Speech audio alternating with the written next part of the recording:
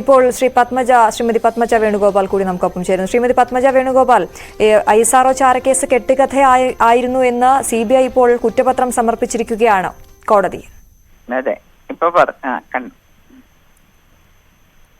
എന്താണ് താങ്കൾക്ക് ഈ വിഷയത്തിൽ പ്രതികരിക്കാനുള്ളത്? അല്ല, ഞങ്ങൾക്കൊക്കെ ഇത് ആദ്യം അറിയായിരുന്നു, അച്ഛനും അറിയായിരുന്നു.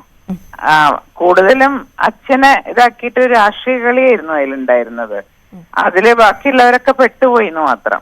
അത് ആൾക്കാരൊന്നും ഇപ്പൊ ഇല്ല. അപ്പൊ അതുകൊണ്ട് അവരെ പറ്റി പിന്നെ കുറ്റം പറയാൻ എനിക്ക് താല്പര്യമില്ല. ഇനിയിപ്പോ കഴിഞ്ഞത് കഴിഞ്ഞു. ഇനി എന്തിനാ നീതി കിട്ടിയിട്ട് എന്താ കാര്യം? ഈ വർഷങ്ങൾക്ക് ശേഷവും സത്യം പുറത്തു വന്നു എന്നുള്ളതാണ്. അതെ, എന്റെ അച്ഛൻ എപ്പോഴും പറയാറുണ്ട്. കാരണം എന്നായാലും സത്യം പുറത്തു വരും.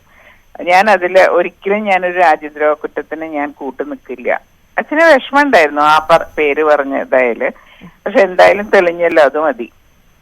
അത്രയൊരു അച്ഛന്റെ ആത്മാവിനെങ്കിലും ഒരു സമാധാനം കിട്ടട്ടെ. ശരി, വളരെയധികം നന്ദി ശ്രീമതി പത്മജ വേണുഗോപാൽ ഞങ്ങളോട് പ്രതികരിച്ചതിന്. എന്തായാലും ISRO ചാരക്കേസ് കെട്ടുകഥയായിരുന്നു എന്ന് വ്യക്തമാക്കി CBI കുറ്റപത്രം സമർപ്പിച്ചിരിക്കുന്നു. VV വിനോദ്